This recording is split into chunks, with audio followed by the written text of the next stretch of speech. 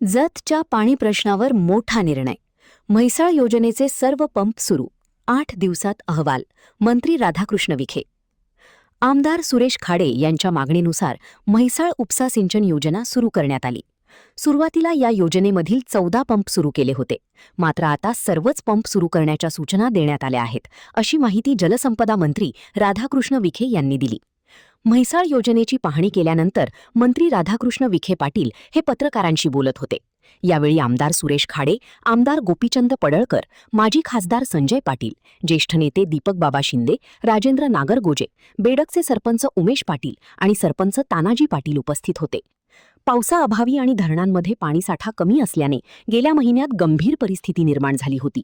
मात्र सध्या वारणा आणि कोयना धरणांमध्ये 60 ते 70% पाणीसाठा उपलब्ध असल्याने परिस्थितीत सुधारणा झाली आहे.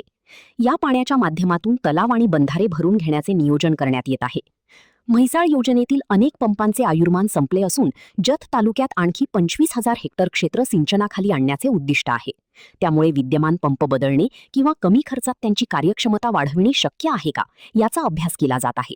या संदर्भात तांत्रिक अधिकाऱ्यांना 8 दिवसांत सविस्तर अहवाल सादर करण्याचे निर्देश देण्यात आल्याचे त्यांनी सांगितले.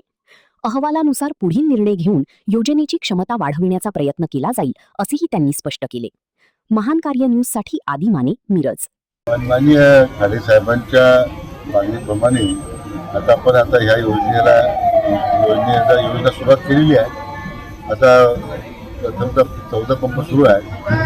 आता सगळेच पंप सुरू करण्यामध्ये सूचना दिलेल्या आहेत. त्यामुळे लाख क्षेत्राचे तलाव आहेत, बंधारे आहेत, सगळ्यांना पाणी भरून देता येईल.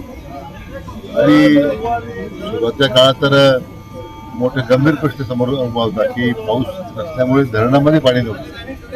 आज आता कोयना धरण जवळजवळ 70% जास्त भरलेलं आहे.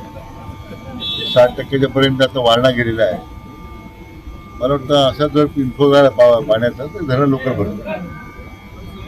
आता आज म्हैसाळच्या योजना पाण्यात हेतू एवढाच आहे की इथले जे आता पंप बसवलेले होते त्यांचं आता आयुर्मान संपत आलेलं आहे. डेव्हलाईट कंपनीला एकूण सगळ्या पंपांची पाणी उचलण्याची क्षमता किती आहे, नवीन तंत्रज्ञान वापरून क्षमता वाढ कशी करता येईल.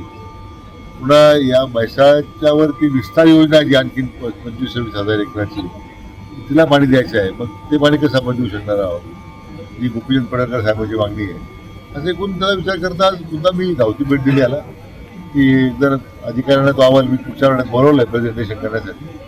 पण आपण त्यामध्ये तातडीनं पाऊल उचलली पाहिजे आणि म्हणून पुढच्या 8 दिवसात तो अहवाल येतो आमच्याकडे आणि आपण मग कारवाई करू.